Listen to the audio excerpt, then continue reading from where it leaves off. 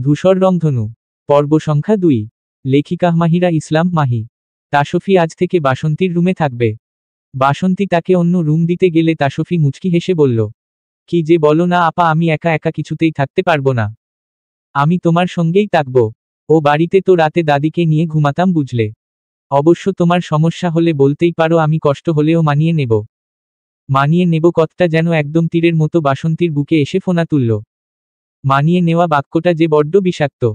জানা সত্ত্বেও সে কি করে এই মিষ্টি মেয়েটাকে বিষের মাঝে পাঠাবে। বাসন্তীর নিস্তব্ধ উপর বড্ড রাগ হলো। তার ভাই সব বুঝেও কেন এমন অবুঝপনা করছে সে কিছুতেই ঠাহর করতে পারছে না। এমন মিষ্টি মেয়েটাকে কেন কষ্ট দিচ্ছে তার ভাই। বাসন্তী পক্ষে তো আর জানা সম্ভব নয় তার ভাইয়ের মনের গোপন রহস্য। যদি জানতো এখনই সব নিমিষেই সমাধান করে ফেলত। তার ভাইকে গাঙে ছুঁড়ে ফেলত। নিস্তব্ধ আকাশে জুড়ে মিটিমিটি তারারা জ্বলজ্বল করছে। যেন কালো রঙের মাঝে কতগুলো তার বিহীন অদৃশ্য ফেইরি লাইট জেলে দেওয়া হয়েছে গগনের বুকে। ওসমান ভিলায়ও বিরাজ করছে নিস্তব্ধতা। কিছুক্ষণ আগে হিন্মন্যতা ঢাকার আপ্রাণ চেষ্টা করছে সকলে। সঙ্গে তাসফির মনোভাব পুলকিত করতে উঠে পড়ে লেগেছে সবাই। সে তা ঠিকই বুঝতে পারছে। যেমন কিছুক্ষণ আগে ফিরোজা বেগম কোমর দুলিয়ে হেঁটে এলো বাসন্তীর রুমে। বলল, শোন নাতি বউ, একদম চিন্তা করবি না। তোত্তারা নাতির তোত্তারা ঘাড় সোজা করা আমার 2 মিনিটের কাজ বুঝলি। ওর মাথার সমস্ত চুল ছেটে আমি ন্যাড়া যদি না করেছি আমার নামও ফিরোজা বেগম নয়, এই আমি বলে রাখলুম। বিআই মশাইকে একবার শুধু আসতে দে। মাঘ মাসের শীতে ওরে পচা পানির পুকুরে চুবামু আমি, এই বলে রাখলাম। যখন ঠট করে কাঁপবে তখন ওই হতছাড়া আমার পায়ে পড়বে। কান ধরে তোর কাছে ক্ষমা চাবে দেখে নিস নাতি বউ। তারপর নিলয় সাহেব এলেন, এসেই তাসফির মাথায় কিছুক্ষণ আদুরে হাত বুলিয়ে সান্ত্বনা দিয়ে গেলেন। পায়েল ভাবি এসেও তাসফির পাশে বসে গল্পের আড্ডা জমিয়েছেন। যেন তাসফির মন ফুরফুরে তাকে। তাসফি কি কিছুই বোঝে না। সে সকলের ভাবমূর্তি বুঝতে পারছে। আর ছোট্ট পান্না তাসফির কোলের মাঝে বসে আছে। ছোট্ট পান্নাও এর থেকে বাদ যায়নি। পান্না তার ছোট্ট ছোট্ট আঙুলে তাসফির সারা মুখে বুলিয়ে বলল, কাকিয়া কাইকা তুমি একদম মন খারাপ করো না। কাকাইকে বকে দেব। এই এত্তগুলা বকে দেব। আমার কাকিয়ার সঙ্গে আড়ি করাই কাকাই সঙ্গে আজ থেকে আমারও আড়ি। তাসফি মনে মনে ভীষণ মজা পাচ্ছে। সঙ্গে উপভোগ করছে সকলের আদরগুলো। এমন মিষ্টি আদর পায় না সে কতগুলো বছর। শেষ কবে মায়ের আদর অনুভব করেছিল তার হদিস নেই। অতীতের স্মৃতি নিষ্প্রাণ হচ্ছে ধীরে ধীরে। মানুষের বয়স যত বাড়ে শৈশবের স্মৃতি তেমনি মলান হতে শুরু করে। প্রথমে খারাপ লাগলেও এখন তার ওই অসভ্য স্তব্ধ নিস্তব্ধকে হাজারটা ধন্যবাদ দিতে ইচ্ছে হচ্ছে। এই যে ওই অহংকারী লোক যদি তাকে বের করে না দিত, সে সকলের এমন মিষ্টি আদরগুলো পেত না তো। সে কি বুঝতে পারত এই কদিনেই সকলের মনের মাঝে কতখানি জায়গা করে নিয়েছে। ভালোবাসা সত্যি সুন্দর, অসম্ভব সুন্দর। যদি হয় তা একটি স্বয়ংসম্পূর্ণ পরিবার থেকে। এই যে সবাই তাকে আদর করলে ওই আনা ভাবি মুখ বাঁকিয়েছে, এতে তাসফি বুঝে গিয়েছে ওই নারীর মনে অহংকারে পরিপূর্ণ। আর তাসফি সাবধান হয়ে গেল। অহংকারী নারীদের সংস্পর্শে থাকা ভয়ঙ্কর। তারা তোমার নিষ্পাপ হৃদয়কেও অহংকারে পরিপূর্ণ করে দিতে পারে। তাই তাদের থেকে দূরত্ব বজায় রেখে চলাই সর্বোত্তম পন্থা। এই জন্যই বলে উপরওয়ালা যা করেন ভালোর জন্যই করেন। তিনি যাহাই করুক না কেন এতে তোমার কল্যাণ নিশ্চিত। তাই আমাদের ও তার উপর সম্পূর্ণ আস্থা রাখা উচিত। অসম্ভব সুন্দর একটি সকাল। পাখির কিচিরমিচির শব্দে কেমন গুঞ্জন সৃষ্টি করেছে ধরণী। কেমন মন মাতানো হালকা বাতাস বইছে। বেলকনিতে থাকা ফুলগাছের পাতাগুলো কেমন নাচছে তাসফির আনন্দে। তারা ফিসফিস করে তাসফিকে জিজ্ঞেস করল, হে সুন্দরী রমণী, তোমার কিসের এত আনন্দ, আমাদেরও জানাও, মোরাও একটু নিজেদের নির্জীব হৃদয়কে সতেজ করি। তাসফি বাতাসে প্রাণ ভরে নিঃশ্বাস নিল। আয়নার সামনে দাঁড়িয়ে সাদা এপ্রন গায়ে দিতেই কেমন শিরশিরানো অনুভূতিতে ছেয়ে গেল মনটা। নিজের স্বপ্নকে পূরণ হতে দেখলে বোধ হয় এমনি অনুভূতি হয়। বাসন্তী দেখে ভারী অবাক হলো, ইসস মেয়েটাকে কি স্নিগ্ধ লাগছে। যেন চোখ ফেরানো দেয়। মেয়েটার কাজলবিহীন মায়াবী চোখ যেন ঝলসানো রূপের ইঙ্গিত দেয়। কে বলে কাজল কালো আখিতেই নারীর চোখ সুন্দর। কই তাসফির তো কাজল লাগছে না। তাকে তো ওই আনন্দস্ফূর্ত চোখেই মায়াবী লাগছে ভীষণ। তাসফি নিচে নামলে অনিমা বেগম তাকে মন ভরে দেখে। মেয়েটা আজ নিজের স্বপ্নের ক্যাম্পাসে পা রাখবে। ডাক্তার হওয়ার স্বপ্ন যেন তার পূরণ হয়। এই পর্যায়ে আসতেই তো তার আজ এত কিছু। এই স্বপ্ন পূর্ণ না করলে কি হয়? নিজের ছেলে দ্বারা ওর প্রথম স্বপ্ন পূরণ না হলে কি হবে? বাকি স্বপ্নগুলো পূরণে সে সাহায্য করবে এই মেয়েটাকে। কখনো তিনি একা ভাবতে দেবে না ওকে।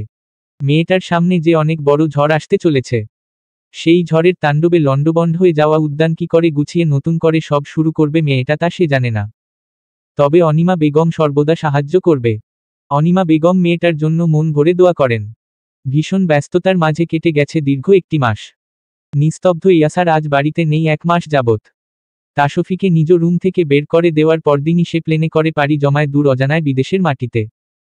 তার ডাক্তারি কার্যকলাপে কি কার্যকলাপ তা তাসফি জানে না, তার জানার দরকারও নেই। অতঃপর তাসফির সাথে অহংকারী পুরুষের না হয়েছে দেখা, না হয়েছে কথা। থাকুক অহংকারী পুরুষ তার অহংকার নিয়ে, তাতে এই তাসফি ইবনে আনহার কি? হুহো, সে আছে তার নিজের দুনিয়ায়। পাখির কলকাকলিতে ঘুম ভাঙে তাসফির। এই ব্যস্ত শহরের মাটিতে পাখির কিচির মিচিরের আওয়াজ হঠাৎ মেঘে ঢাকা আকাশে চাঁদমামার দেখা পাওয়ার সমান। আজ ঘুম থেকে উঠে তাসফি সোজা জামা কাপড় নিয়ে এসে ঢুকল নিস্তব্ধ রুমের ওয়াশরুমে। গত 1 মাস যাবত এই কাজটাই করে সে। অহংকারী ডাক্তারের না থাকার ফায়দা লোটে সে দারুণভাবে।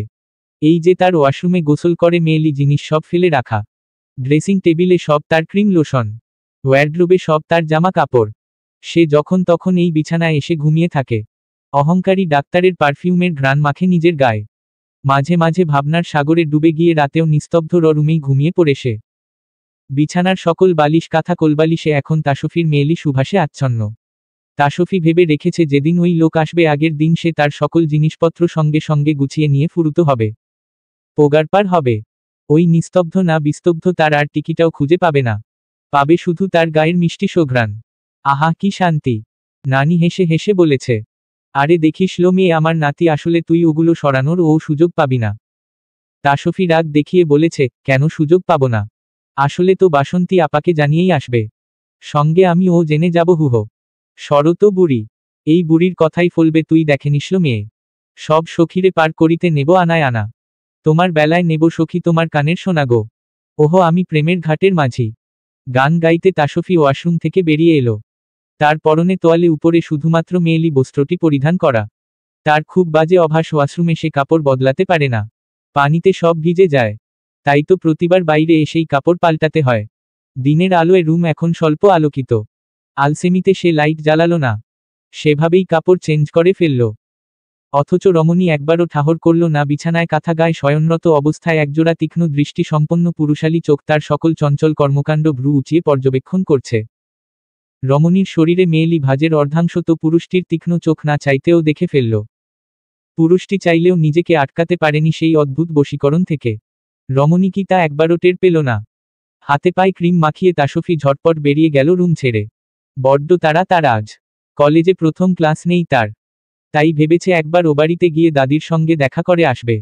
আধা ঘন্টার পথ, 1 ঘন্টায় যাবে আর আসবে। সে পথেই কলেজে চলে যাবে। কোনো রকমে ডিম সিদ্ধ আর 1 গ্লাস দুধ খেয়ে বেরিয়ে গেল। বাসন্তী তাকে কি যেন বলতে চাইল, তাও শুনল না। ও বাড়িতে গিয়ে তাসফি দাদিকে দেখে আবার তাড়াহুড়ো করে কলেজে পৌঁছালো। প্রথম দিন মেডিকেল কলেজে পা রেখে তাসফির প্রথমে যে কথাটি মস্তিষ্কে এসেছিল তা হলো সে তার স্বপ্নের একদম চূড়ান্ত ধাপে পৌঁছে গিয়েছে। এখানেই তাকে প্রচুর পরিশ্রম করে একজন ভালো ডাক্তার হতে হবে। সে যখন ভর্তি পরীক্ষা দিল, সরকারিতে চান্স পেল না, প্রচুর কান্না করেছিল। তখন তাকে সন্ধ্যায় এসে বাবা বলল তাকে প্রাইভেটে ভর্তি করবে। খুব খুশি হয়েছিল সে, আনন্দে তার চোখ চকচক করছিল। অথচ তাসফির একদমই মাথায় আসেনি তাদের মতো মধ্যবিত্ত ফ্যামিলি থেকে কি করে বাবা তাকে প্রাইভেট মেডিকেলে পড়ালেন, কি করে পাবে এতগুলো টাকা। তার 1 মাসের মাথায় তাসফির বিয়ে হয়ে গেল এক অজানা অচেনা পুরুষ মানুষের সাথে। আর আজ 1 মাসের বেশি সে শ্বশুর বাড়িতে স্বামী ছাড়া। আহা কি জীবন তার! বিয়ের পর তাসফি বুঝতে পারল বাবা কেন সেদিন তাকে প্রাইভেট মেডিকেল কলেজে পড়ানোর কথা বলেছিল। তাসফি যখন বলল বাবা আমি এমবিবিএস শেষ করে বিয়ে করি, তখন তার বাবা তার মাথায় হাত দিয়ে বলেছিল আমার যে তোকে 5টা বছর প্রাইভেটে পড়ানোর এত টাকা নেই মা, তাই তোর এই বিয়ে। ও বাড়ি গিয়ে তুই তোর স্বপ্ন অনায়াসে পূরণ করতে পারবি রে মা। তাই তাসফি ও স্বার্থপরের মতো বিয়ের পিঁড়িতে বসে গেল। তবে শুধুই কি তাসফির মেডিকেল স্বপ্ন পূরণের জন্য এই বিয়ে? উপর দিয়ে দেখতে সবটা যতটা সহজ, সবকিছু কি আসলেই এত সহজ? না তো, সবকিছু যে সহজ নয়।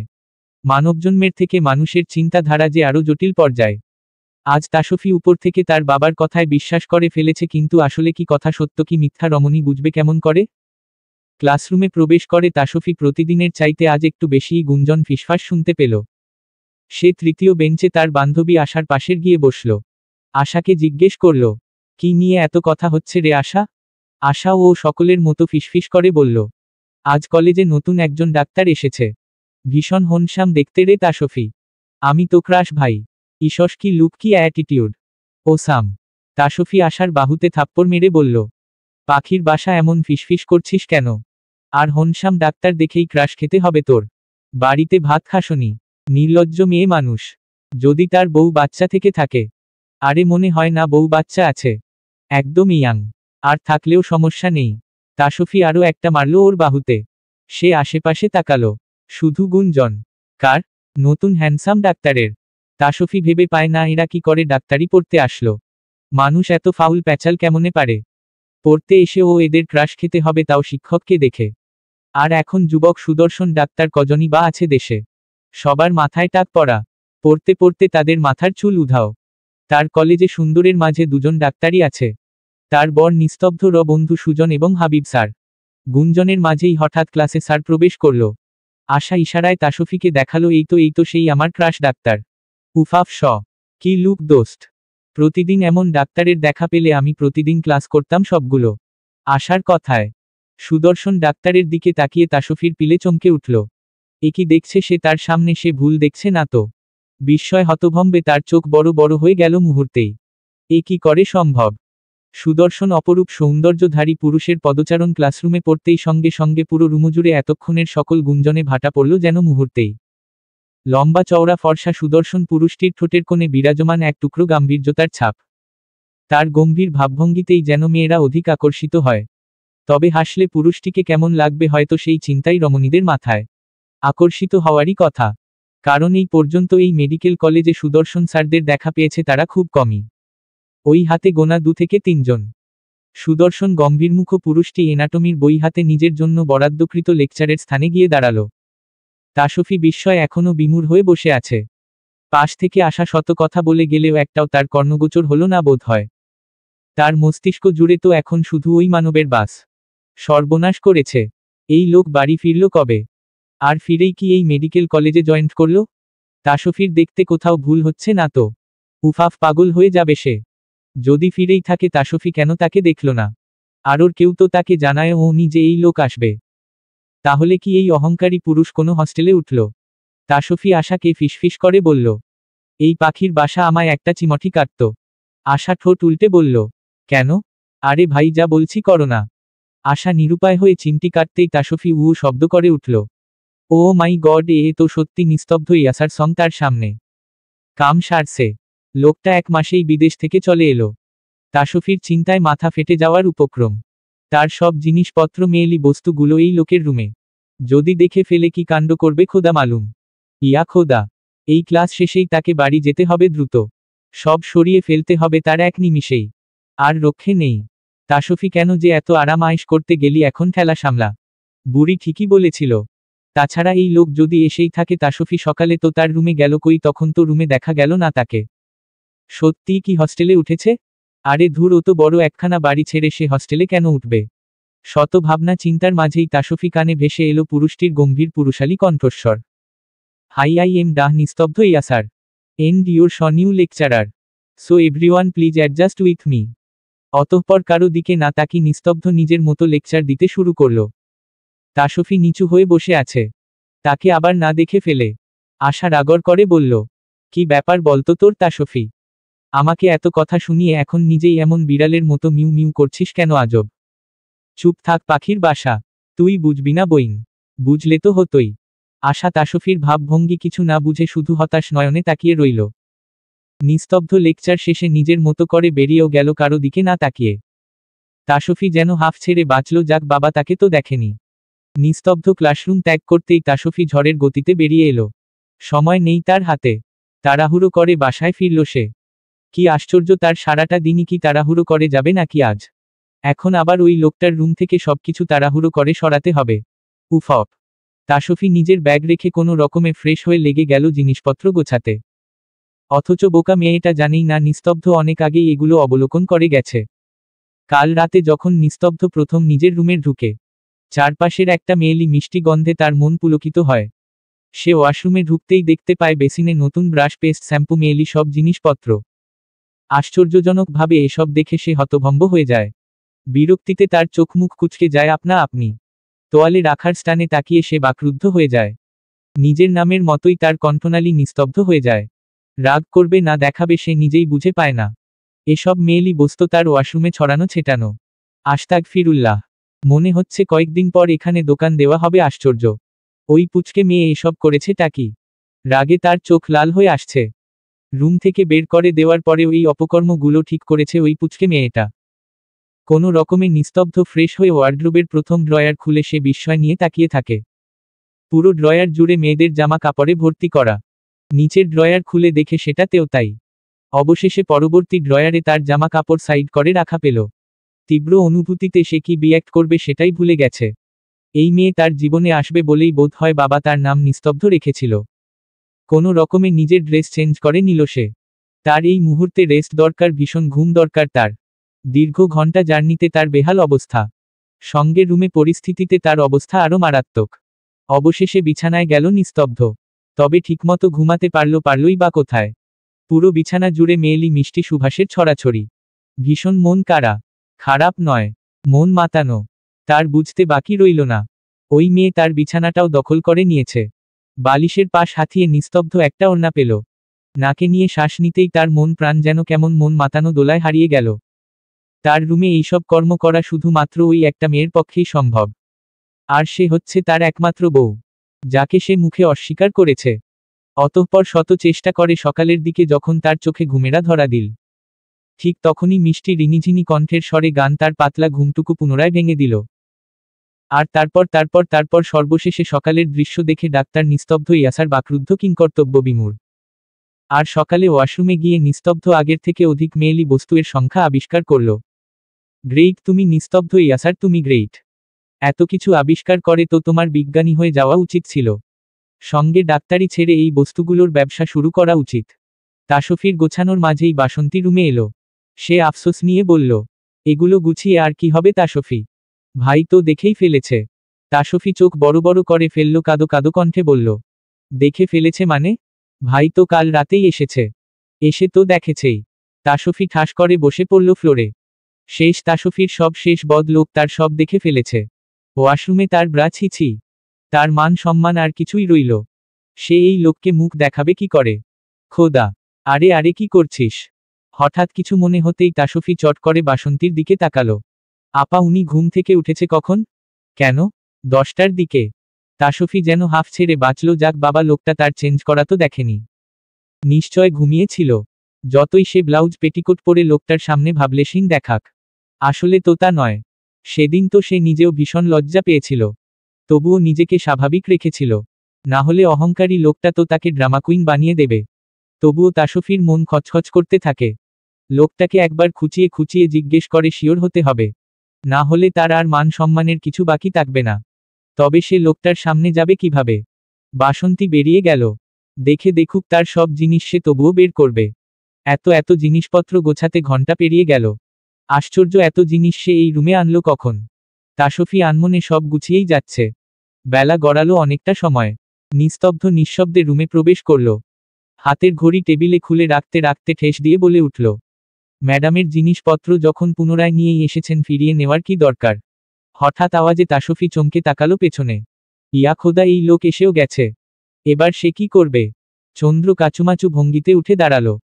আর এক মুহূর্ত এই লোকের সামনে দাঁড়ানো যাবে না। নো রিস্ক, নো অপমান। নিস্তব্ধ পুনরায় কিছু বলে উঠার আগেই তাসফি গোছানো জিনিসপত্র রেখে দিল দৌড়। এক দৌড়ে বাসন্তীর রুমে। নিস্তব্ধ হতভম্ব হয়ে দাঁড়িয়ে রইল। মেয়েটা এতটা ভয় পাবে সে ভাবেনি। তাছাড়া সে দৌড়ানোর মতো কি এমন বলল? তাসফিকে এভাবে দৌড়ে আসতে দেখে বাসন্তী অবাক হয়ে বলল, কি ব্যাপার তাসফি, এভাবে দৌড়ে আসছিস কেন? কিসে তাড়া করল রে আবার তোকে? তাসফি হাঁপাতে হাঁপাতে বলল, তাছাড়া আর কোনো উপায় ছিল না তো আপা। পাগলা ষাঁড়ে তাড়া করেছিল যে। বাসন্তী ঠাট্টার স্বরে বলল, বলিস কি, বাড়ির মধ্যে তুই ষাঁড়ের হদিস পেলি কেমন করে? কেন, তোমার ভাই ফর্সা পাগলা ষাঁড়। তোমার ভাই থাকতে আবার নতুন করে ষাঁড় থাকার প্রয়োজন নেই তো আপা। বাসন্তী শব্দ করে হেসে দিল। হাসতে হাসতে বলল, তা আমার ভাই তোকে শুধু শুধু কেন তাড়া করবে? তুই তার ঘরে কত অকাম কুকাম করে রেখেছিস, তবুও তো তোকে কিচ্ছু বলতে দেখলাম না। তোর পিঠের ছাল তুলে নিয়েই তো ভারী অবাক করা বিষয়। কাহিনী কিন্তু আমি বুঝলাম না। কি এমন বশীকরণ করলি বলতো? তাসফি নাটকীয় ভঙ্গিমায় বলল, তোমার ভাইকে করব আমি বশীকরণ? অসম্ভব। তাছাড়া তোমার গোমরামুখ ভাইয়ের কখন কি মতিগতি হয় তা কি আর আমি বুঝতে পারি? সারাক্ষণ মুখখানাকে বাংলার পাঁচের মতো করে রাখলে কেই বা বুঝবে তার মনোভাব বলো। অতঃপর মনে মনে বলে, তোমার ভাইয়ের তো কিছু বলার প্রয়োজনই পড়ে না আপা, তার কথার তীরেই তো এই তাসফি কপোকাত হয়ে যায় মুহূর্তের মাঝে। তাসফি সারারুময় পায়চারি করছে, সে এখন তার প্রয়োজনীয় জিনিসপত্র আনবে কি করে? সে লোকটার সামনে টিকবে কি করে? লজ্জায় অস্বস্তিতে তাসফি তটস্থ। কাল কলেজে যেতে হবে। অহংকারী পুরুষটি তো তার আগে আর কলেজে যাবে না নিশ্চয়ই, এখন কি করে সে তার জিনিসপত্র আনবে? ভাব তাসফি ভাব। মাথাটা সঙ্গে রেখেছিস কেন? একটু বুদ্ধি বের কর তোর মস্তিষ্ক ঘাটিয়ে। নিশ্চয় এক সময় না এক সময় বাইরে বের হবে লোকটা। সে তখন টুপ করে সেগুলো নিয়ে আসবে। হ্যাঁ, এটাই উপায়। তাকে তককে তককে থাকতে হবে। কখন বের হয় বলা তো যায় না। লোকটার মর্জি তো বোঝা দায়। তাসফি দুপুরে খাবার এনে রুমে বসে খেয়েছে। আর বাইরে বের হয়নি। ওই লোকের সামনে পড়ার মানেই হয় না। বিকালের দিকে তাসফি দেখল ডাক্তার সাহেব বাহিরে বের হচ্ছে। তাসফি উৎফুল্লতা নিয়ে নিস্তব্ধ রুমের দিকে এগিয়ে গেল। তবে দরজা সামনে পৌঁছাতেই তার সমস্ত আশা যেন হতাশায় পরিণত হল। কে জানত তার এই বুদ্ধিটাও দুধে ঘোলে মিশে যাওয়ার মতোই অবস্থা হবে। দরজায় ইয়া বড় একখানা তালা ঝুলছে। মানেটা কি? দিন দুপুরে রুম তালা দেওয়ার কি প্রয়োজন আজব? বিরক্ততে কপাল কুঁচকে সে রুমে এলো। বাসন্তীকে সামনে পেয়ে রাগ দেখিয়ে বলল, কি শুরু করেছে তোমার ভাই এই ভর দুপুরে? তার কেন ঘরে তালা দিয়ে বাইরে যেতে হবে বলো? কি এমন জিনিস আছে তার ঘরে? সোনা দানা লক্ষ লক্ষ টাকা পয়সা তো আর নেই। আর থাকলেও মানুষের তোর আর খেয়ে দে কাজ নেই, তোমার জল্লাদ ভাইয়ের রুমে গিয়ে তল্লাশি চালাবে? বাসন্তী কৌতুক করে বলল, কেউ তল্লাশি চালায় কিনা তা তো দেখাই যায়। আর কেন তালা দিল সেটা তুই বরং ভাইকে গিয়েই প্রশ্ন কর তাসফি। আমি কি করে জানবো বলতো? তার রুম তার মর্জি। তাছাড়া বর্তমানে তো তার রুমে হুটহাট একটা ছোট্ট ইঁদুরের উৎপাত ঘটেছে, তাই বোধহয় এই নিরাপত্তা। আপা, তুমিও অন্তত আমায় অপমান করো না। ধুর, ভাল্লাগে না তোমরা দুই ভাই বোনই একরকম। দিন দিন তুমি ওনার মতো হয়ে যাচ্ছ। বাসন্তী টেনে টেনে বলল, বা বা ওনা র। তাসফি খানিক লজ্জা পেয়ে মিছে রাগ দেখিয়ে বলল, ধুর যাও তো তুমি আপাই। ভাই বোন দুটোই বদমাশ তোমরা। সন্ধ্যার পরে তাসফি পান্নাকে পাকোড়াও করে বলল, পান্না সোনা যাও তো দেখে আসো তো তোমার কাকাই রুমে আছে কিনা। দেখে এসে আমাকে জানাবে কেমন? পান্না ভদ্র বাচ্চার মতো মাথা নাড়ল। তার কাকিয়ার সব কথা মেনে চলে সে। সে একদৌড় গিয়ে আবার ফেরত এলো। তাসফি ভ্রু নাচিয়েও জিজ্ঞেস করল, কি দেখলে? রুমে কেউ নেই তো কাকিয়া? তুমি একদম ঠিক দেখেছ তো। ওয়াশরুম? ওয়াশরুমে কেউ নেই তো। না। আচ্ছা, তুমি যাও তাহলে। তোমায় কাল চকলেট দেব। তাসফি তবুও চুপি চুপি পা ফেলে নিস্তব্ধ রুমের দিকে এগুলো। বলা তো যায় না সাবধানের মার নেই। দরজা দিয়ে সে উকি মেরে দেখল সত্যি রুমে কেউ নেই। ওয়াশরুমের দরজা খোলা। তার মানে বান্দারাম সত্যি সত্যিই রুমল নেই। এই সুযোগ নিশ্চিত হতেই তাসফি চট করে ঢুকে পড়ল রুমে। ঢুকেই দরজা লাগিয়ে দিল টুক করে। নিচু হয়ে নিজের কাপড় তুলতে শুরু করল জরুরি ভঙ্গিতে। তখনই বেলকনি থেকে নিস্তব্ধ কফির মগ হাতে রুমে প্রবেশ করল। দেখল ম্যাডাম নিচু হয়ে কাপড় গুছাতে ব্যস্ত। নিস্তব্ধ দেওয়ালে হেলান দিয়ে তাসফির কার্যক্রম তীক্ষ্ণ চোখে পরখ করতে লাগল। কফির মগে চুমুক দিয়ে ঠাট্টার স্বরে ব্যঙ্গ করে বলে উঠল, ক্লাসে সাইড টকিং আর কুজো হয়ে বসা প্র্যাকটিস করার জন্য ম্যাডাম বর্তমানে কলেজে যায় বুঝি? সেই প্র্যাকটিস বাড়ি ও শুরু করেছেন নাকি? Good, very good. স্বাস্থ্য ভালো থাকবে, চালিয়ে যান। নিস্তব্ধ হঠাৎ বলে উঠা কথায় তাসফি চমকে তার দিকে তাকালো। কথায় আছে না, যেখানে বাঘের ভয় সেখানেই সন্দেহ হয়। তাসফির বেলায় সে কথা শতভাগ সত্য প্রমাণিত হলো। তার মানে এই বদলোক তাকে ক্লাসে দেখেছে। অথচ সে কতটা বোকা। ভেবেছিল নিচু হয়ে থাকলেই তাকে দেখা যাবে না। অথচ এখন হচ্ছে উল্টো। এই অহংকারীর লোকের থেকে তার অপমানমূলক কথা শুনতে হচ্ছে। আর এখন সে এই বোকামিটা করল কি করে? লোকটা রুমে ছিল সে দেখতেই পেল না। রুমে নয়, নিশ্চয়ই বেকনিতে ছিল। উফ তাসফি, তুই এতটা মাথামোটা কবে থেকে হতে শুরু করলি? বেলকনিটা একটু চেক দিবি না? তাসফি একবার দরজার দিকে তাকালো, একবার নিস্তব্ধ দিকে তিতলিয়ে বলল, আপনি আপনি রুমে ছিলেন? আজ্ঞে হ্যাঁ। আমি কেন দেখতে পেলাম না? নিস্তব্ধ কৌতুক স্বরে বলল, সেটা আপনার ব্যাডলাক ম্যাডাম। তাসফি দৌড়ানোর সুযোগ খুঁজছে। তাসফি পুনরায় দৌড়াতে নিতেই নিস্তব্ধ এগিয়ে এক হাত দিয়ে তাসফির হাত খপ করে ধরে ফেলল। নিজের অপর হাতে কফির মগ টেবিলে রাখল। বলল, সব সময় এত দৌড়ানোর এনার্জি পাও কই বলো তো? হরলিক্স খেতে শুরু করলা নাকি? পুলচকে মেয়ে পুচকে মেয়ের মতো থাকবে। এত ওরা উড়ি কিসের শুনি? তাসফি হাত ছোটানোর চেষ্টা করতে করতে রাগী চোখে নিস্তব্ধ দিকে তাকিয়ে প্রতিবাদ করে বলল, শুনুন, আমি না মোটেও পুচকে নই। আমা অলরেডি 18+, ওকে। নিস্তব্ধ ঠোঁট কামড়ে বাঁকা হেসে বলল, তাই নাকি? জি। নিস্তব্ধ হ্যাচকা টানে তাসফিকে নিজের কাছে টানল। তাসফি পিট পিট করে তাকালো। তার নিঃশ্বাসের গতি উঠানামা করছে দ্রুত বেগে। বুক ডিপডিপ করছে। কি জ্বালা, উফাফ। নিস্তব্ধ তার চোখের দিকে তীক্ষ্ণ দৃষ্টিতে তাকিয়ে থেকে ফিসফিস করে বলল, সে আপনার যত টিনি প্লাস হোক না কেন, আমার থেকে গুনে গুনে আপনি 11 বছর পিছিয়ে। বুঝলে পুচকে মেয়ে, তাই বেশি বড় হওয়ার ভাইব নিয়ে চলবে না। টিকতে পারবে না। সো বি কেয়ারফুল, ওকে। তাসফির হাত ছেড়ে বেরিয়ে যেতে গিয়ে কি যেন ভেবে আবার পিছু ফিরে চাইল। পিছিয়ে এসে তাসফির সোজাসুজি দাঁড়িয়ে নিজের মাথাটা একটু নিচু করে ফিসফিস করে বলল, আর ম্যাডাম, কাইন্ডলি আপনার মহা মূল্যবান বস্ত্রগুলো এভাবে আমার ওয়াশরুমে ছড়িয়ে ছিটিয়ে রাখবেন না। আই ডোন্ট লাইক ইট, ওকে। তাসফির মাথায় টোকা মেরে নিস্তব্ধ দরজা খুলে বেরিয়ে যেতে যেতে কড়া স্বরে বলল, আর নিজের সব জিনিসপত্র ছাফ করে এখনই রুম থেকে বেরিয়ে যাও। ফাস্ট। তাসফি বুঝল না অসভ্য ডাক্তার কিসের কথা বলল। তাসফি বিড়বিড় করল, বেরিয়ে যাও। ফাস্ট। কেন রে, এই তাসফি কি তোর রুমে থাকতে চাইছে নাকি? সে তো তার জিনিসপত্র নিতেই এসেছিল। তুই ছিলি না, তাই তো একদিন একটু ফায়দা লুটেছিল। হুহো। আধা ঘন্টা পর নিস্তব্ধ আবার নিজ রুমে এলো, দেখল তাসফির প্রায় সব নেওয়া কমপ্লিট। শেষ ব্যাগটা নিয়েই বের হচ্ছে। দাঁড়াও। তাসফি ঘুরে দাঁড়িয়ে বলল, কি হলো, আবার পিছু ডাকছেন কেন? সব তো নিয়েই নিয়েছি। নিস্তব্ধ কটমট করে বলল, তাই না, সব নিয়েই নিয়েছ? আজ্ঞে। নিস্তব্ধ তাসফির হাত ধরে টেনে নিয়ে গেল ওয়াশরুমে।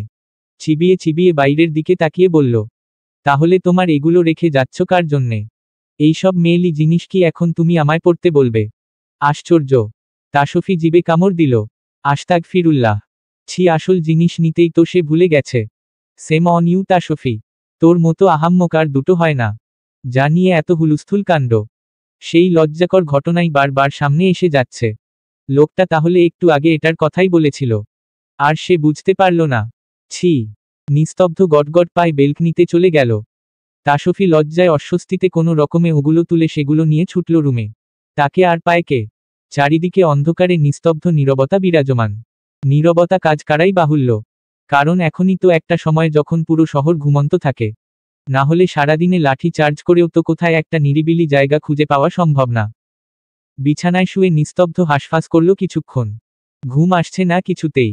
সে বুঝতে পারছে না এমন কেন হচ্ছে তার সাথে। বালিশের পাশ হাতিয়ে বের করল একখানা গোলাপি ওড়না।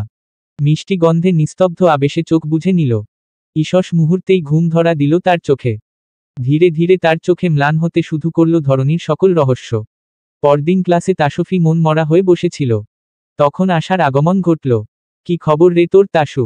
মুখ এমন ভার করে রেখেছিস কেন? তাসফি মাথা নাড়িয়ে কিছু না বোঝালো। যথাসময়ে নিস্তব্ধ ক্লাসে উপস্থিত হল। চারপাশে গুঞ্জন থামলেও ফিসফাস চলতেই থাকল। তাসফি এদের ন্যাকামতে প্রচুর বিরক্ত হল। লেকচারের মাঝে নিস্তব্ধ হঠাৎ পিছে ঘুরে একটা মেয়েকে ইশারা করে শান্ত স্বরে বলল, হেই ইউ, স্ট্যান্ড আপ। মেয়েটা নিজের দিকে আঙুল তাক করে বলল, স্যার আমি? নিস্তব্ধ শান্ত ভঙ্গিতে বলল, yeah, gate out from my class. কিন্তু স্যার। Get out. এবারে আর শান্ত নয়, বর্জ্য কণ্ঠে বলে উঠল সে। নিস্তব্ধ ধমকে কেঁপে উঠল ক্লাসের সকলে। তাসফি হাত থেকে কলমটাই ঠাস করে পড়ে গেল। সে নিজের বুকে থুথু দিল। ও মা গড!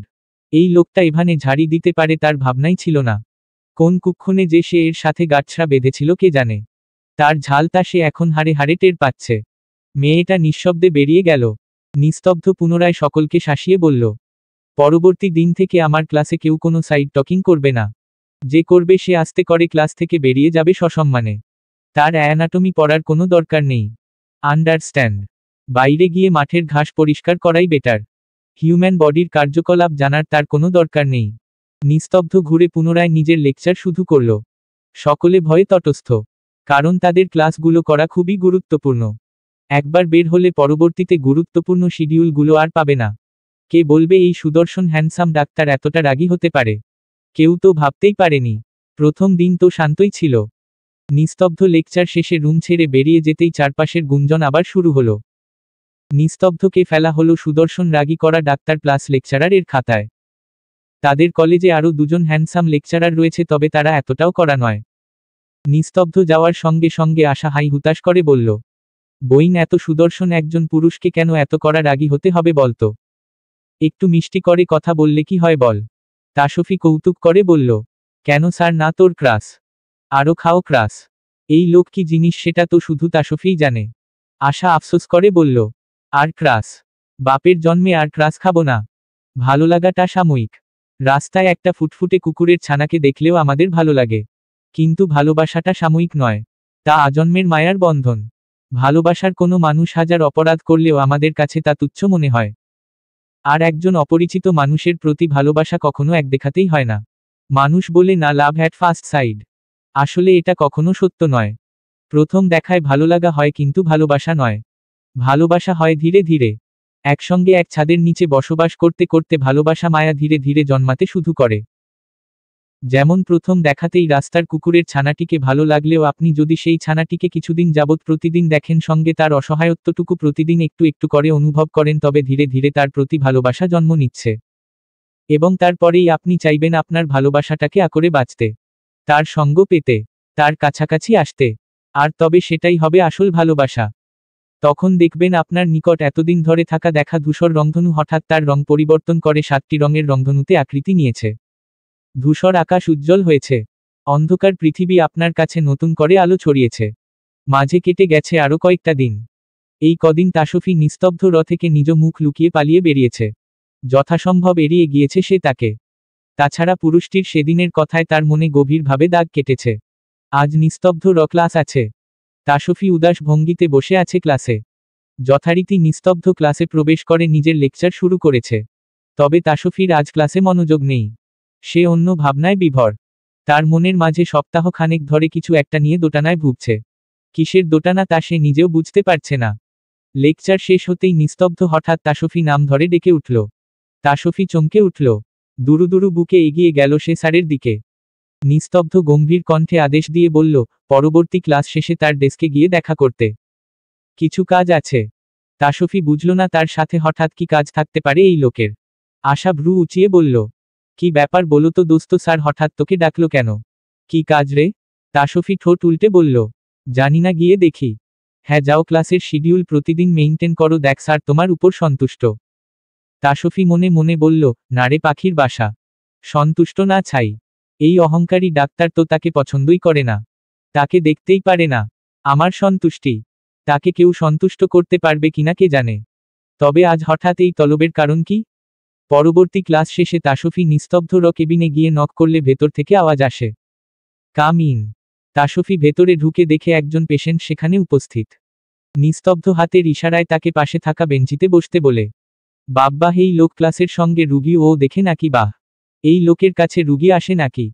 সে তো ভেবেছিল তার উল্টো। বাইরে দেখল আরো রুগীর সংখ্যা। কিছুক্ষণের মাঝে আগত পেশেন্ট বিদায় নেয়। সকলকে কি বলেছ তুমি, ম্যারিড ওর আনম্যারিড? তাসফি নিজের ভাবনায় ব্যাঘাত ঘটে। হঠাৎ প্রশ্নে সে আরো কিছুটা জড়সড় হয়ে বসে। ধীর স্বরে উত্তর দেয়, কিছু বলিনি।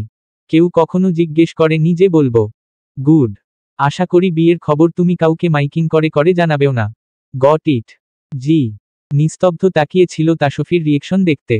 সে ভেবেছিল মেয়েটা এতে রিয়েক্ট করবে। সবাইকে বলতে পারবেন না তবে বিয়ে করেছেন কেন? এখন আমি সকলকে বলবো হেনত্যান। কিন্তু নিস্তব্ধ পুচকে মেয়েটার মাঝে সেরকম কোনো লক্ষণ দেখতে পেল না। অতঃপর কৌতুক করে বলল, ওকে, এবার তুমি আসতে পারো। আমার আরো পেশেন্ট রয়েছে, আপনাকে বসিয়ে রাখলে আজ সারা দিন কেটে যাবে। পেশেন্ট দেখা শেষ হবে না। তাসফি বেরিয়ে আসতে নিয়ে আবার ঘুরে প্রশ্ন করল, এই আপনি না সার্জন, তাহলে রুগী দেখেন কেন? এটা তো আপনার কাজ নয়। নিস্তব্ধ ভ্রুকুচকে তার দিকে তাকালো বিরক্তি নিয়ে বলল, ম্যাডাম, তারা আমার পেশেন্ট, কিছুদিন আগে আমার দ্বারাই সার্জারি হয়েছে তাদের, বুঝলেন? তাই তাদের কন্ডিশন চেক করা আমার কর্তব্য। তাসফি ঠোঁট বাঁকিয়ে বেরিয়ে এলো। নিস্তব্ধ একদৃষ্টিতে তাকিয়ে রইল তার প্রস্থান পানে। অতঃপর দীর্ঘশ্বাস ত্যাগ করল সে। এইটুকু জ্ঞান নিয়ে এই পুচকে মেয়ে ডাক্তারি পড়তে এসেছে। তবে ডাক্তারি পড়তে জ্ঞানের থেকে মুখস্থ বিদ্যাটাই বেশি কার্যকর। এখানে ফিজিক্স কেমিস্ট্রির কোনো ম্যাথ বা বিক্রিয়া নেই। যে বুঝে মাথা খাটিয়ে তবেই তা সলভ করতে হবে। রয়েছে শুধু হিউম্যান বডি নিয়ে গবেষণা। তাসফি পুনরায় ক্লাসে প্রবেশ করতেই দুটো মেয়ে তার হাত টেনে ধরে প্রশ্ন করল, কি বলল তোমায় স্যার ডেকে নিয়ে? তাসফি ভারী অবাক হলো যে মেয়েরা আজ পর্যন্ত তার সঙ্গে একটু কুশল বিনিময় করেনি। আর আজ তারা তার হাত টেনে ধরছে। আশ্চর্য। তাছাড়া মেয়েগুলো মোটেও সুবিধার নয়, সারাক্ষণ ক্লাসে হাঙ্গামা করে বেড়ায়। তার ওদের লিডার মানসা, মেয়েটা 1 নম্বরের বেয়াদব। প্রাইভেট মেডিকেলের মেয়েগুলো যে এত বেয়াদব হয় তাসফির জানা ছিল না। অবশ্য হবে নাই বা কেন, এরা তো আর রাতের পর রাত জেগে পড়াশোনা করে চান্স পেতে হয়নি। মাসের পর মাস রাতে ঘুম হারাম করতে হয়নি। বড়লোক বাবার টাকায় ফুটানি করে পড়তে এসেছে। তবে শুধু বেয়াদব নয়, কিছু ভদ্র সভ্য মেয়ে ছেলেও আছে অবশ্য। তাই তো এই মেয়েগুলো তাসফি লিস্টের বাইরে। সে মনে করে মেয়েগুলো তার ক্লাসে নেই, তাই সে সব ঝামেলা থেকে মুক্ত থাকে। কিন্তু এখন কি মেয়েগুলো তার সঙ্গে হাঙ্গামা করতে চাইছে নাকি? আশ্চর্য! তাসফি চোখ ছোট্ট ছোট্ট করে চাইল ওদের দিকে, কিন্তু তা তো সে হতে দেবে না। তাসফি কি এখন বলে দেব যে, আমি আমার হাজবেন্ডের সঙ্গে দেখা করতে গিয়েছিলাম রে মূর্খ মানবীর দল, তাতে তোদের কি? কিন্তু হায় আফসোস, চাওয়া সত্ত্বেও নিষেধাজ্ঞা জারি করায় নিজ তৈরি বাক্যগুলো উগরে দিতে পারছে না সে। সত্য কথাগুলো গিলে নিয়ে তাসফি মেয়েগুলোকে শক্ত কণ্ঠে জবাব দিল। প্রথমত, গা ছুঁয়ে কথা বলবে না, সেই অধিকার তোমাদের দেইনি আমি। দ্বিতীয়ত, স্যার পরবর্তী ক্লাসের শিডিউলগুলো একটু গোছাতে ডেকেছিল। তোমাদের কোনো সমস্যা? তাসফিরও এমন ভাবলেশহীন গা ঝালানো কথায় হাত ধরা মেয়েটা ফুঁসে উঠল। কিছু বলতে গেলে পাশের মেয়েটা থামিয়ে দিল। বাদ দে মানসা, কথা বাড়িয়ে লাভ নেই। আবার তাসফির দিকে তাকিয়ে তাকিয়ে বলল, আর তোমাকেও বলি তাসফি, গায়ে হাত দিয়ে হাত ধরলে সমস্যা কোথায়? আমরা তো আর ছেলে মানুষ নই, তাছাড়া আমরা ক্লাসমেট।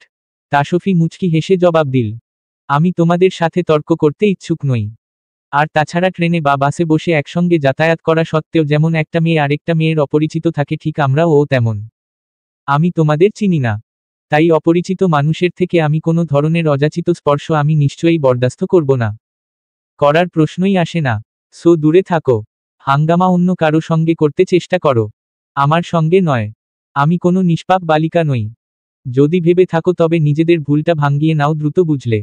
মানসার আগে কাঁপতে থাকলো। এই 2 টাকার মেয়েটার সাহস হয় কি করে তার সঙ্গে উঁচু গলায় কথা বলার? সে কি জানে তার বাবা এই হসপিটালের ফাউন্ডার্সদের একজন? তাসফি নিজের বেঞ্চে বসতেই আশা হেসে ফিসফিস করে বলল, বাহ, তোর যে এত সাহস, আগে তো জানতাম না রে তাসু। তাসফিও তার মতো ফিসফিস করে বলল, সাহস সবারই থাকে পাখির বাসা। কেউ দেখায়, প্রকাশ করে, ক্ষমতা ফলায়। কেউ প্রকাশ করে না। আর কারো ভীত মস্তিষ্ক তার সাহসী সত্তাকে গ্রাস করে নেয়। তবে ঠান্ডা থাকা, শান্ত থাকা মানেই যে সে সাহসী নয়, এটা ভাবাই বোকামি। কখনো কখনো শান্ত থাকা মেয়েটাকে তার ব্যক্তিগত বিষয়ে কেউ শুধু শুধু হস্তক্ষেপ করলেও তার সাহসিকতা বাইরে খোলস ছেড়ে বেরিয়ে আসে। এটাই পার্থক্য। আশা বিজ্ঞের মতো মাথা নেড়ে বলল, বুঝলাম। তবে এখানে আপনার ব্যক্তিগত বিষয় কোনটা ছিল? তাসফি মুচকি হেসে আশার মাথায় টোকা মারল, তবে কোনো জবাব দিল না। আউচ! আজ এক্সট্রা ক্লাস থাকায় তাসফির ফিরতে কিছুটা লেট হলো। ওসমান ভিলা। ওসমান শেখ স্ত্রী থাকতে বড্ড যত্ন নিয়ে বানিয়েছিলেন দোতলা বাড়িটি। গ্রাম ছেড়ে কিছুদিন এই বাড়িতে রাত্রি যাপন করতে না করতেই স্ত্রী পাড়ি জমান ওপারে। তার স্ত্রীকে সে নিজ হাতেই গ্রামের বাড়িতে শায়িত করেন। তাই তো এখনো বুড়ো বয়সে গ্রাম ছেড়ে শহরে ছেলেদের সঙ্গে থাকতে বেশি মন টানে না তার। নিজের অর্ধাঙ্গিনীকে বড্ড ভালোবাসতেন যে। বড় ছেলে নিলয় এখন থাকেন এই ভিলায়। আর তার ছোট ছেলে আলমগীর চাকরি সূত্রে মেয়ে বউ নিয়ে সিলেট থাকে। তাসফি আজ ওসমান ভিলায় প্রবেশ করতেই ড্রয়িং রুমে অতিরিক্ত কিছু মানুষের আনাগোনা ঠাহর করল। চিনল না কাউকেই, তবুও তাদের মারিয়ে নিঃশব্দে সিঁড়ি বেয়ে দোতলায় উঠে গেল। দাঁড়াও! বাসন্তীর রুমে প্রবেশ করতে গেলে পিছন থেকে নিস্তব্ধ গম্ভীর কণ্ঠস্বরে থেমে গেল সে। ঘুরে দাঁড়ালো, নিস্তব্ধ আদেশ দিল, আমার রুমে যাও। ভেতরে লোক আছে, রুমে গিয়ে ফ্রেশ হও। তাসফি ভ্রু কুঁচকে নিল, বলল, আপার রুমে লোক কি করবে? নিস্তব্ধ ধমক দিয়ে বলল, যেটা বলেছি সেটা করো। কোন লোক সেটা তোমার জানতে হবে না। তাছাড়া আজ দাদু এসেছে, রুমে যাও। তাসফি আশ্চর্য হয়ে গেল, দাদু আসলো কখন? তাছাড়া দাদু আসছে বলে কি তার রুমে যেতে হবে নাকি? নিজে বের করে আবার নিজে রুমে যেতে বলবে, মানে সব তার মর্জিতে চলবে নাকি? ও মেয়ে! নিস্তব্ধ গটগট পায়ে হেসে রুম ছেড়ে বেরিয়ে গেল। তাসফি কিছুক্ষণ নিস্তব্ধ হয়ে বসে রইল। হ্যাঁ, সে তো এই কদিনে ভুলেই গিয়েছিল। শত পরিস্থিতি বদলালেও সে যে এখন একজনের বিবাহিত স্ত্রী, এ কথা তো মুছে যাবে না। সে যে কারো সাথে শক্ত বন্ধনে আবদ্ধ, তা যে চাইলেই ছোটানো যায় না। বাবার উপর তাসফির মেজাজ পুনরায় ক্ষিপ্ত হল। অসহ্য অনুভূতি তার এখন নিজের কাছে নিজেকে বেয়াক্কল হতবুদ্ধি মনে হচ্ছে। তাসফি ভঙ্গুর হৃদয়ে উঠে দাঁড়িয়ে ওয়াশরুমে ঢুকল। তার এখন ঠান্ডা একটা গোসল করা বড্ড দরকার। মাথাটা কেমন দপ দপ করছে।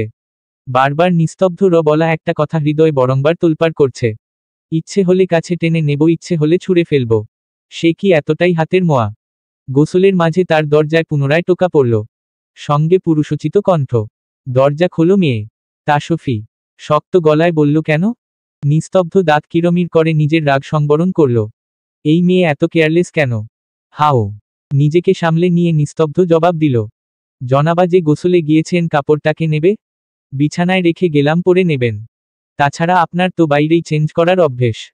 আশা করি প্রবলেম হবে না। তাসফি চোখ বড় বড় করে নিল, সে তো অস্থিরতায় বুলেই বসেছিল। তার সব কাপড় আপার রুমে। কয়েকটা কাপড় এনে রাখবে সে। দাদু চলে গেলে আবার নিয়ে যাবে। সেধে অপমান সহ্য করতে এবার আর থাকবে না সে এই অসভ্য অহংকারী মানবের রুমে।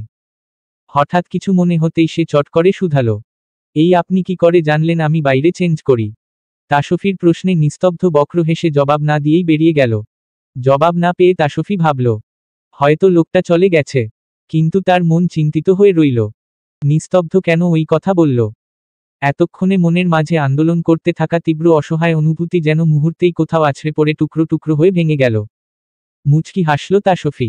ওই অহংকারী মানব কি জানে নিজের অজান্তেই তাসফির কতটা খেয়াল রাখছে সে। তাসফির হৃদয় আনমনা দোলা। হৃদয় গোপন কুঠুরিতে হয় জমা হয় তপ্ত কিছু অনুভূতির দল। সত্যি কি অজান্তে, নাকি ইচ্ছে করেই রাখছে? কে বলতে পারে তা। ধরণীতে সন্ধে নেমেছে, অনেকক্ষণ হলো। মেহমান বিদায় নিয়েছে। বিদায় নিয়েছে বললে ভুল হবে, দাম্ভিক নিস্তব্ধ ইয়াসার তাদের বের করে দিয়েছে। তাসফ আশ্চর্য হয়ে দেখল মেহমানদের সঙ্গে কেউ এমন ব্যবহার করে তার কল্পনার বাইরে। নিস্তব্ধ বাসন্তীর স্বামী হাসিবকে টানতে টানতে নিচে নামিয়ে আনে মেহমানদের উদ্দেশ্য বলেছে, অনেক হয়েছে নাটক। আমার বোন আর আপনাদের ছেলের সাথে থাকবে না। সো আপনারা যেতে পারেন। Get out from my house. Get out. মেহমানগণ হতভম্ব চোখে নিস্তব্ধ দিকে তাকিয়ে থেকে মাথা নিচু করে বেরিয়ে গেছে। তারপর থেকেই তাসফি বাসন্তী আপার রুমে বসে আছে। বাসন্তী অনেকক্ষণ যাবৎ কান্না করছে। তাসফি জানে না কেন কান্না করছে। সে জানতে পারল নিচে যে মেহমানগুলো এসেছিল তারা আপার শ্বশুর বাড়ির লোক ছিল। বাসন্তী আর তার হাজবেন্ড হাসিবের সঙ্গে ডিভোর্সের কেস চলছে। কিন্তু ডিভোর্স এখনো হয়নি। কিন্তু কি কারণে ডিভোর্স এটাই তাসফি কারো থেকে জানতে পারছে না। দুপুরে বাসন্তী হাজবেন্ডের নিজ রুমের সাথে আলাদা কথা বলেছে। তারপর থেকে তার কান্না যেন থামছেই না। নিস্তব্ধ নিজের গম্ভীর মুখখানা নিয়ে রুমে প্রবেশ করল। গম্ভীর স্বরে বলল, আপা প্লিজ তোর ওই ফ্যাসফ্যাস করে কান্না বন্ধ কর। আচ্ছা তুই কি চাস ওই রাস্কেলটার সাথে সংসার করতে? হ্যাঁ বল চাস? তাহলে বল, এক্ষুনি তোকে ও বাড়িতে দিয়ে আসি। তুই থাকতে পারলে আমাদের তো কোনো সমস্যা নেই। আয় রেডি হ, তোকে এখনই দিয়ে আসব। বাসন্তী করুণ চোখে তাকালো ভাইয়ের দিকে। বাসন্তী করুণ চোখে তাকালো ভাইয়ের দিকে। অভিমান মিশ্রিত কণ্ঠে বলল, আমি কি একবারও তোকে বলেছি আমি ওই রাস্কেলটার সঙ্গে সংসার করতে চাই? আমি তো ওই জন্য কান্না করছি না ভাই। নিস্তব্ধ খেপাটে গলায় বলল, তাহলে কি জন্য কান্না করছিস তুই বল, কি জন্য কান্না করছিস? কি এমন বলল তোকে ঘরে ডেকে যে তোর একবারে তার জন্য দরদ উতলে পড়ছে? কি হলো বল? ও ডাকে নি তো, আমি ওকে ডেকেছিলাম। হাসিবের কিছু জিনিস ছিল আমার কাছে, সেগুলোই দিতে। তুই কিন্তু আমার সাথে খারাপ ব্যবহার করছিস ভাই। তোর এখন আমাকে একটু মাথায় হাত বুলিয়ে ভরসা দেওয়া উচিত। তা না তুই আমার উপর রাগ ঝাড়ছিস। অনিমা বেগম আর ওসমান শেখ তখন রুমে ঢুকল। নিলয় সাহেব বাসায় নেই। একটা কেসের তদারকিতে তাকে অন্য জেলায় যেতে হয়েছে। অনিমা বেগম দরজা দিয়ে ঢুকতে ঢুকতে বললেন, থামো। বাচ্চাদের মতো কি পাগলামি শুরু করেছ তোমরা? তিনি মেয়ের পাশে গিয়ে বসলেন। দৃঢ় স্বরে বললেন, বাসন্তী আমায় শুধু তুমি একটা কথা বলো, তুমি কি হাসিবের সঙ্গে থাকতে চাও? হ্যাঁ কি না? শেষবার জিজ্ঞেস করছি তোমায়। বাসন্তী ধীর স্বরে জবাব দিল, না মা, আমি ওই জানোয়ারটার সঙ্গে কখনো থাকতে চাই না। ও একটা জানোয়ার, তার থেকেও অধম। ওসমান শেখ নাতনির দিকে কিছু তাকিয়ে থেকে দীর্ঘশ্বাস ফেলেন। অতঃপর বললেন, বেশ, আর কোনো কথা হবে না। বাসন্তীর কাঁদতে ইচ্ছে হচ্ছে, সে কাঁদুক। তোমরা যার যার রুমে যাও, নিজেদের কাজ করো। দিদিভাই ডিভোর্স পেপারে সাইন করে দেবে, ঝামেলা শেষ। তারাছা দিদিভাই থাকতে চাইলেই তো আমরা তাকে থাকতে দেব বা? আমাদের আদরের ধনকে দেখে শুনে কষ্টের মাঝে কেন ফেলব? কটা দিন কষ্ট সহ্য করেছে এই তো ঢের। ওই জানো আর কে আমার ছেলে নিজের হাতে শাস্তি দেবে। এতদিন ওর নামে নির্যাতনের কেস ফাইল করি নি, এই তো ওর ভাগ্য। তবে এবার করব। ডিভোর্সটা শুধু হোক। পরবর্তীতে দিদিভাই বিয়ে করবে কি না করবে সেটা সম্পূর্ণ দিদিভাইয়ের নিজের মর্জি। তাকে সারা জীবন পালনের জন্য তার বাপ ভাইয়ের কম টাকা নেই। ওসমান চৌধুরী নিস্তব্ধ দিকে তাকিয়ে বলল, কি দাদাভাই পারবে না বোনের দায়িত্ব নিতে? নাকি বলবে পারবে না? ওসমান চৌধুরী নিস্তব্ধ দিকে তাকিয়ে বলল, পারবো দাদু ভাই, অবশ্যই পারবো। আমার একমাত্র বরবোনকে আমি দেখতে পারবো না তা কি করে হয়?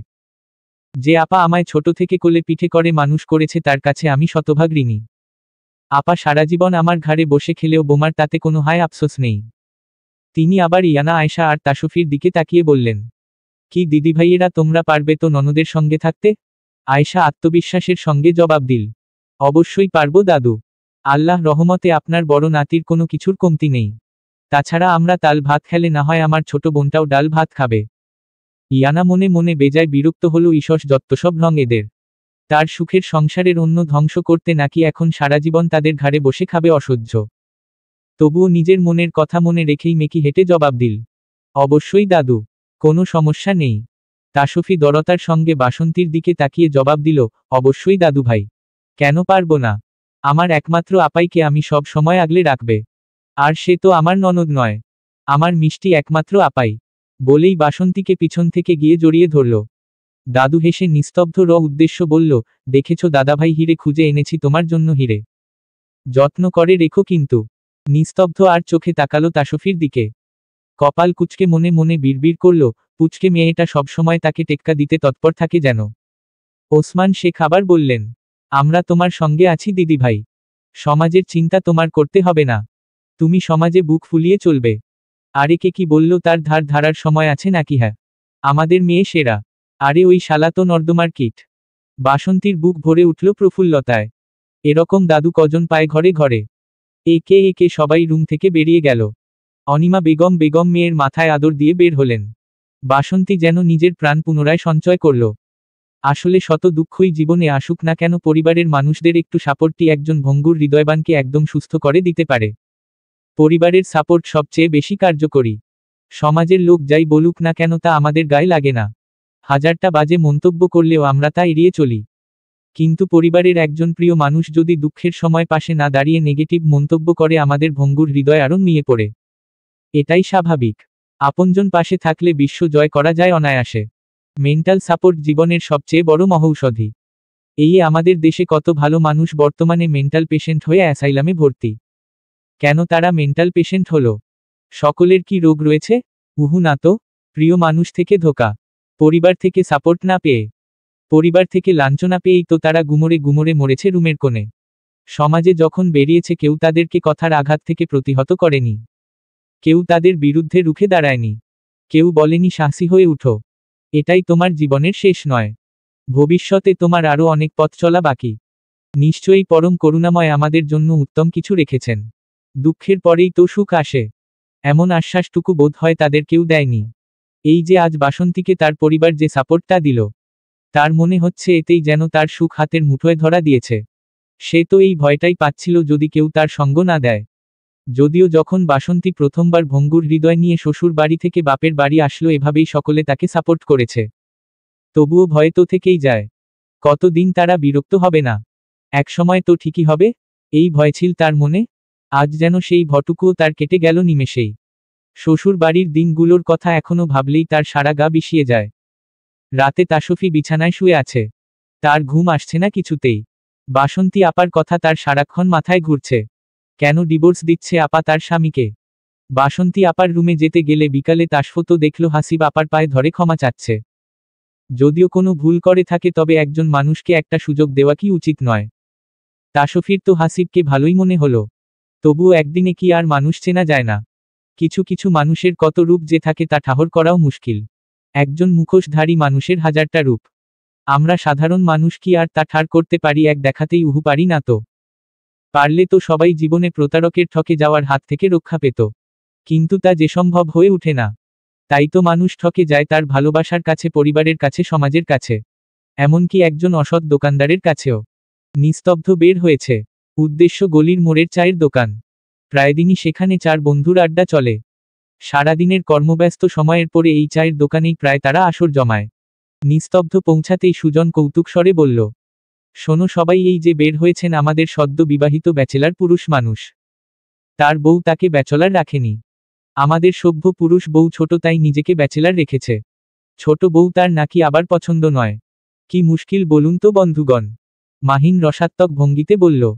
হ্যাঁ হ্যাঁ, আমরাও দেখব পুচকে পুচকে করে ব্যাটা কতদিন নিজের পুরুত্ব হেফাজত করতে পারে। দেখা গেল আমাদের সৃজনের আরেক বাচ্চার আগে নিজেই বাপ হয়ে বসে রইল। হা হা হা। নিস্তব্ধ নিজের শক্তপোক্ত পুরুষালী দুহাতের সাহায্যে লাগালো দুজনের পিঠে চড়। সুজন আতকে উঠল। কি রে ভাই, আসতে মার না। হাত তো বানিয়েছিস লোহার মতো। আবার ফিসফিস করে বলল। তা তোর এই অসুরের মতো শক্ত হাত দিয়ে তোর পুচকে বউয়ের নরম কোমল হাত চেপে ধরলে তো তা মোম হয়ে গলে পড়বে রে। সাবধানে বন্ধু, সাবধানে কাম চালিও। নিস্তব্ধ চোখ গরম করে তাকালো বলল। আমার বউয়ের হাত গলবে নাকি শক্ত হবে সেটা আমি দেখব। তুই বরং এবারে একটা বিয়ে করে নে। তারপর নিজের বউয়ের হাত ধরে দেখিস গলে কিনা। নিজেরটা প্র্যাকটিস ও হয়ে যাবে কেমন। আঙ্কেলকে বলবো মেয়ে খুঁজতে হুম। সুজন দুঃখী দুঃখী গলায় নাটকীয় ভঙ্গিমা করে বলল। এই দেখো, এর মধ্যে আবার আমার বিয়ে নিয়ে টানাটানি করছিস কেন? সিঙ্গেল আছি, বেশ আছি। তোর মতো এক্কা থেকে দোক্কা হতে চাই না ভাই। দেখা গেল কলিজা ফেটেই না হয় মরে গেলাম, তারপর আমার ভূতের কি হবে ভেবে দেখেছিস একবারও? স্বার্থপর বন্ধু সবগুলো তোরা। নিস্তব্ধ কথায় মাহিন গন্ধ শুকার ভঙ্গিমা করে বলল। কিরে মামা, কি যেন পোড়া পোড়া গন্ধ পাচ্ছি মনে হচ্ছে। সৃজন বলল। হ্যাঁ তাই তো। সৃজনের ফোন বেজে উঠল, তার বউ কল করেছে। মাহিন বলে উঠল। এই তো দেখেছিস এক একজনের বউয়ের কত চিন্তা। বাসার বাইরে গেলেই ফোন আর ফোন। সালার আমাদের জীবনটাই তেজপাতা। বউও নেই, ফোন করার মানুষও নেই। সৃজন দূরে গিয়ে কথা শেষ করে এসে বলল। পাট কমিয়ে নাও বৎস। দরকার পড়লে নিজে বিয়ে করো না। তবুও অন্যের সুখে নজর দিস কেন ভাই? মাহিন নাটকীয় ভঙ্গিমায় বলল। নাউজুবিল্লাহ, আমি কেন নজর দেব? তোরাই তো এমন এক একটা বিয়ে করলি যে সালার একটা সালি জোটাইতে পারলি না। বেছে বেছে সবগুলা একটাই বউ তোদের।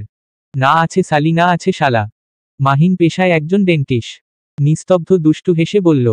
কত সুন্দরী মেয়েরা দাঁত দেখাতে আসে, একজনের দাঁত দেখে প্রেমে পড়লেই তো পারিস। হ্যাঁ সেটাই। আমার রুচি এতটাও নিচে নামেনি যে পোকায় খাওয়া দাঁতওয়ালা মেয়েকে পছন্দ করব। মাহিনের কথায় বাকি তিন বন্ধু হাসতে লাগলো জোর কদমে। বন্ধু আড্ডা চলল অনেক রাত পর্যন্ত। দরজা খোলার শব্দে তাসফি সচেতন হল। নিশ্চয়ই ডাক্তার সাহেবের আগমন হয়েছে। এই রাত 12টার সময় তার আসার সময় হলো। আসুক তাসফি, রতাতে কি। তাসফি ঘুমিয়ে পড়ার ভান ধরে শুয়ে রইল বিছানার মাঝে। এবার ঘুমা না ঘুমা। দেখি কি করে ঘুমাস তুই ব্যাটা। দুপুরে আমায় ঝাড়ি মেরেছিলি না। এবার ঘুমা আরাম করে। নিস্তব্ধ রুমে ঢুকে ফ্রেশ হয়ে বিছানায় এসে তাসফিকে এভাবে মাঝে শুয়ে থাকতে দেখে কপাল কুঁচকাল। সব মেয়েটার ফাজলামি শয়তান কি তা সে ঠিকই বুঝেছে। সে শক্ত কণ্ঠে বলল। পাশে সরে ঘুমান। আমি জানি আপনি ঘুমাননি ম্যাডাম। সো নাটক বন্ধ করে সরেন। কি করে বুঝলো সে ঘুমায়নি আজব। তবু তাসফি সরল না, ঘাপটি মেরে পড়ে রইল। নিস্তব্ধ এবারে তাসফির মাথায় জোরছে টোকা মারল। তাসফি ব্যথায় আউট শব্দ করে উঠল। নিস্তব্ধ বাঁকা হেসে বলল। কি ম্যাডাম, টেকনিক পছন্দ হয়েছে তো আপনার? তাসফি তার দিকে রাগী চোখে তাকিয়ে সরে শুল। নিস্তব্ধ গায়ে কাঁথা টেনে সাদা আলোর উজ্জ্বল লাইটখানা নিবিয়ে দিল। কালো ডিম লাইট জ্বালানিয়ে দিল। আজব আলো যখন করতে চাস তাহলে এমন কালো না লাগিয়ে লাইটটা অন্য রঙের লাগালে কি সমস্যা এই ব্যক্তির? আজব সব কারবার। তাসফি কিছুক্ষণ উসখুস করে পেটের কথা উগরেই দিল। আচ্ছা বলুন তো আপা, কি কারণে হাসিব ভাইকে ডিভোর্স দিতে চাইছে? নিস্তব্ধ জবাব দিল না। তাসফি আবারও বলল। এই যে শুনছেন, বলুন না। নিস্তব্ধ চোখ খুলে রাগী চোখে তাকিয়ে বলল। পুচকে মেয়ে, তোমার এত কিছু জানার তো আমি প্রয়োজন দেখছি না। সকালে ক্লাস নেই? এসব চিন্তা বাদ দিয়ে পড়াশোনা করো ঠিকঠাক। এখন নিজে ঘুমাও। আর আমাকেও ঘুমাতে দাও। ঘুমাও। তাসফি মুখ ভেঙচি কাটল। ঈষৎ পড়াশোনা করো। কেন, আমি পড়াশোনা না করে তোর জন্য রাখি নাকি হুহ?